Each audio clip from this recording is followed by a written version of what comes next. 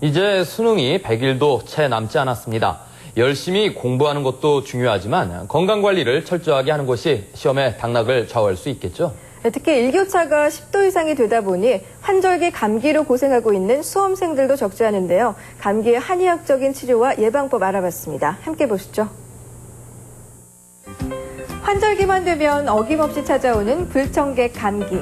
특히 면역력이 약한 아이들이나 만성질 환자 혹은 노인 환자가 급증하고 있는데요. 실제로 감기는 소아과, 내과, 이비인후과 등 1차 진료기관에 내원하는 가장 큰 이유이기도 합니다. 일단 감기의 원인부터 알아보아야 하는데요.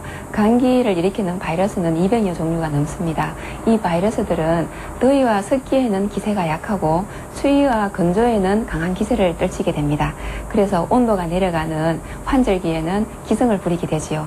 그래서 어린이나 노약자 분들에게 쉽게 나타나고요. 또한 스트레스로 인해서 체력이 떨어진 분이나 공부에만 전념하느라 면역성이 떨어져 있는 수험생에게도 많이 나타납니다. 환절기 감기에 걸리면 기침, 콧물, 두통, 열감 등을 호소하게 됩니다. 대부분은 특별한 치료 없이도 3일에서 7일 만에 낫는데요. 하지만 증상이 악화되면 중이염과 축농증, 기관지염, 뇌막염에 걸릴 수도 있습니다. 만성기관지염과 기관지 천식 등에 걸린 환자가 감기에 걸리면 급성 호흡 부전을 일으킬 수도 있습니다.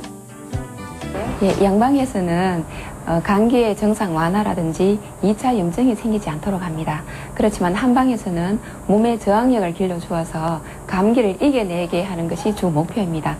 그래서 콧물 감기나 기침 감기, 목 감기, 또 열감기 등 그 증상뿐만 아니라 병에 걸린 시기인 하루 이틀째인지 일주일에서 열흘이 지나는지 등 모든 상황을 파악하여서 적절한 처방을 하고 있습니다.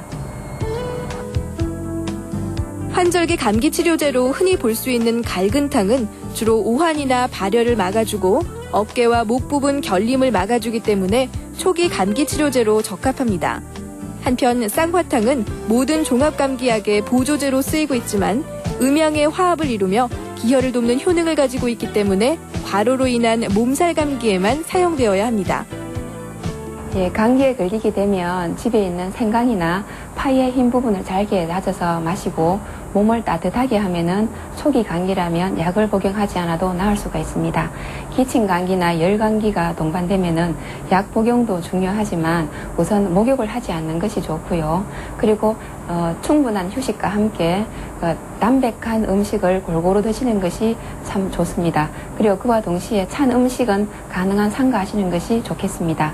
그리고 또 기침이 있는 경우에는 집에서 은행을 구워서 드신다든지 배나 꿀을 같이 달여서 드신다든지 도라지를 달여서 드시는 것도 감기에 도움이 됩니다.